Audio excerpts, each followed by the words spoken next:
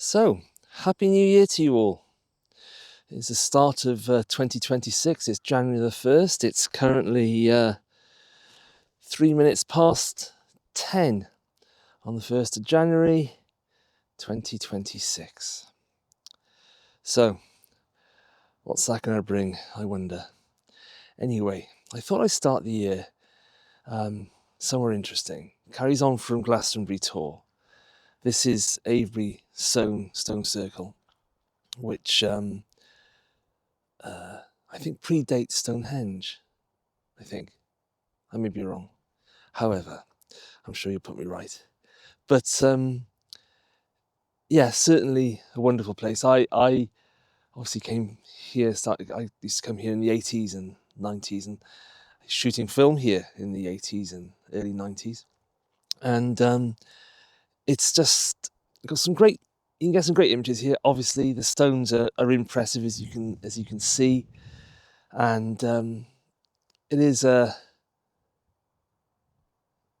like the tour. They're all linked effectively. There's sort of a very pagan sort of linkage between them all, and the ley lines I spoke of earlier on the last episode. And I think when I looked it up afterwards, the tour. I think the tour is on a ley line, but Stonehenge, they pass through Stonehenge, so I presume, I'm pretty sure that Avebury Circle is also on a ley line. Anyway, let's go meandering around and see what images we get from today's session using the Canon EOS 50E. I can't remember quite what the camera's called. It's the Canon EOS 50E. Yeah. Okay, let's go for a walk.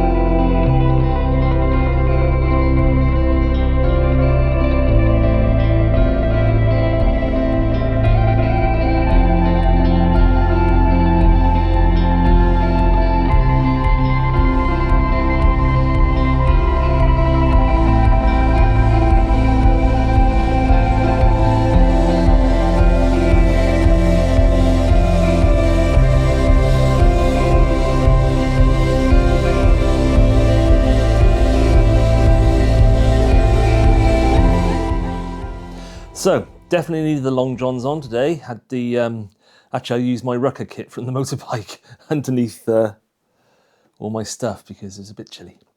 But yeah, Avebury was good. Avebury itself is lovely. I think Avebury is what it is. It's a stone circle, and it's an extensive stone circle as well. It's really very big, and you walk several, I suppose effectively, you go around it all, you walk a few miles.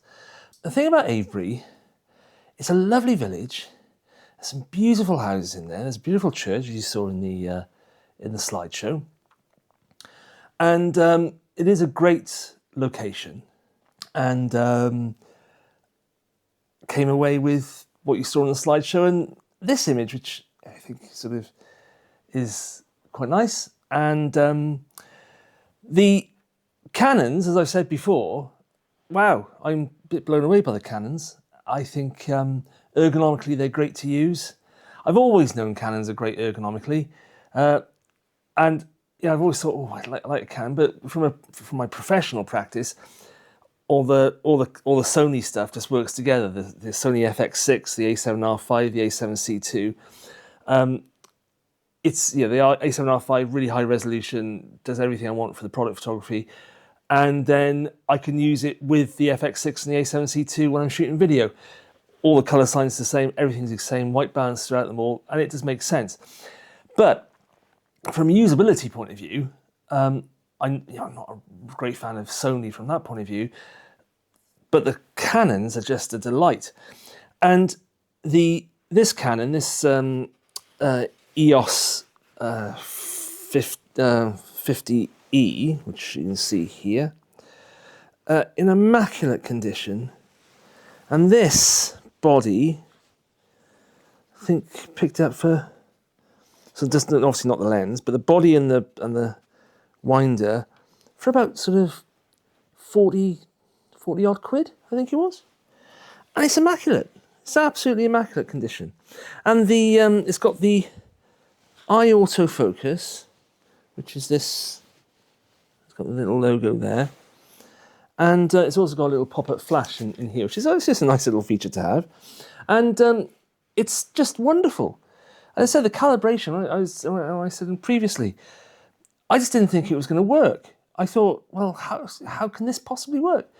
And it does. It's brilliant. And when you think to yourself now, all the cameras, now all this autofocus innovation, it's all wonderful. But that doesn't exist anymore. That's amazing. It speeds up the whole focusing process, and it's absolutely wonderful. So yeah, I love this this Canon. Absolutely wonderful. I might try and see if I can find an EOS 3, because that's got even more focusing points. So I'd love to see how that works with the eye control. But yeah, speeds the whole thing up. Absolutely wonderful. I think it's a great innovation. It's delightful to use. Really great to hold. You know when you hold it, everything is, you've got the vertical grip as well. So that's here, and so you got a great holding experience when you're vertical. And the eye autofocus works on the vertical as well when you calibrate it, and the horizontal, absolutely lovely to use. Well balanced camera. And then obviously, I didn't show you any pictures from this today, but this Canon EOS 5 DSR, which is a real brick of a camera. It's absolutely great. It's lovely to use. It's really really, again, balanced in the hand, ergonomic. It feels solid. It doesn't look like anything's going to go wrong with it. And this 24-105 lens, as you can see, is just, again, fantastic. The neg's super sharp. I using Ilford FP4 Plus on a bulk roll, so you buy it in bulk roll. This is a 17 meter one, you can get it in 30 meters. And then it goes into these little cassettes, and if I show you this cassette, it's a little cassette. It sort of winds on there with a bit of sellotape, and then you put it in that container, and then you use one of these bulk film loaders, which are great. And so that FP4 is in here, and what I do when I had the Kent mirror in here, and out of the 30 meter roll, yeah, I got 20 rolls out of that, and of the Kent Mirror 400 I bought, and then I'm on FP4 now. So I've loaded 3 rolls. I've shot 2 today, and I imagine I'll get about 10 or 11 rolls out of that. And it's a really cheap way of shooting black and white film. It just it's really very economical, and it's great. And I developed it in ID11 stock solution, so we've got nice fine grain, and I said the results off this lens just brilliant. I'm really blown away by it, and really lovely tonal range. I deliberately obviously scanned the negs, and I deliberately took all the images to quite crunchy, quite sort of, if you're printing it in a darkroom, it'd be a sort of a grade 3 or grade 4 paper. Possibly grade 3.5, something like that. Because usually when you're printing in a darkroom, if you've got a well-exposed negative and you just want a nice tonal range on the neg, you're printing at around sort of grade 1.5, 2. But this would be more of a grade 4 where we've crunched the blacks a bit more. And so this gives us this nice... But this is an interesting little image, actually, because it's backlit, obviously, and everything's in shade here till it gets to here, because you've got the shadow from the sun behind. And the way, this camera, it's got evaluative metering, and this was on aperture priority. So that was shot on aperture, or it was all shot on aperture priority. I did use the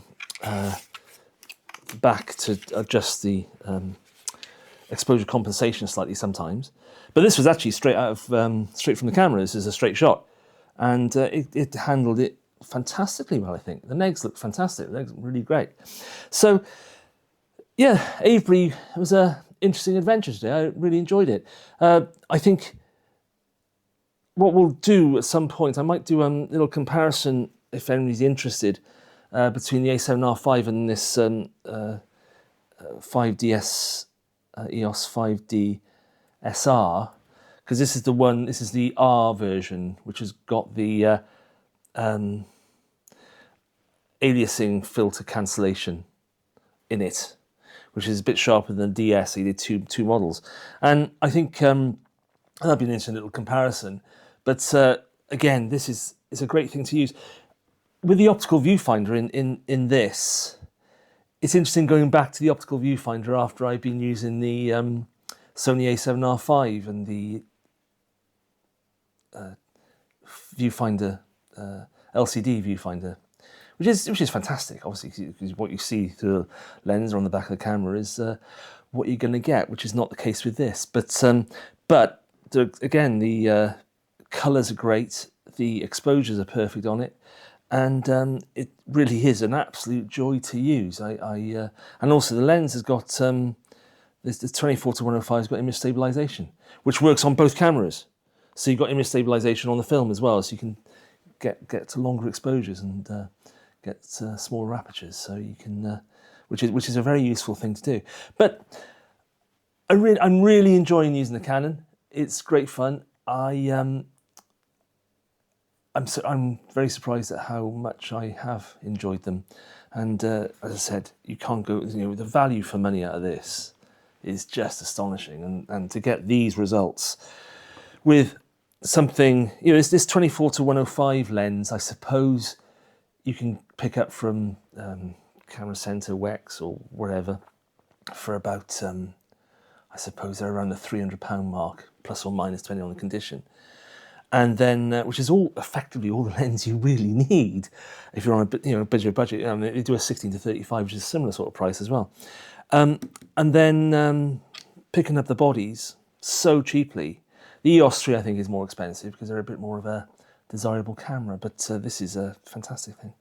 So yeah, it's been fun playing about with these Canons, and I shall continue to do so. And as I said on the previously, this Canon 5 DSR has had 174,600 and something shutter actuations, which is a lot. It's huge. I reckon it was used for stop frame animation, because the actual body itself doesn't look like it's been hammered at all. It looks really good condition, but I reckon it's just been used for stop frame animation somewhere in a studio, just literally locked off on a tripod. But yeah, it's certainly a great camera, and I shall keep on using it. And then when it finally does give up the ghost with the shutter, I'll let you know and see how many actuations we've got out of it. But I reckon we're good for $250,000 on that. I think $250,000 shutter actuations is completely achievable. And as I said, the EOS 1 DX, I think, that's good for 400,000 actuations. So that's good for $500,000 at least. But yeah, so it's really good fun. Anyway, I enjoyed today. It was. I hope you liked the images. I hope you liked the visit to Avebury and the images I've got. I think the FP4 performed well, camera performed well, and yeah, it was fun. It's been a fun day. Anyway, I hope you have a good new year. Happy New Year to you all. And I'm going to try and push out more episodes more frequently and see if I can get them done quicker. But yeah, in the meantime, you take care and stay warm in the upcoming cold weather. Cheerio.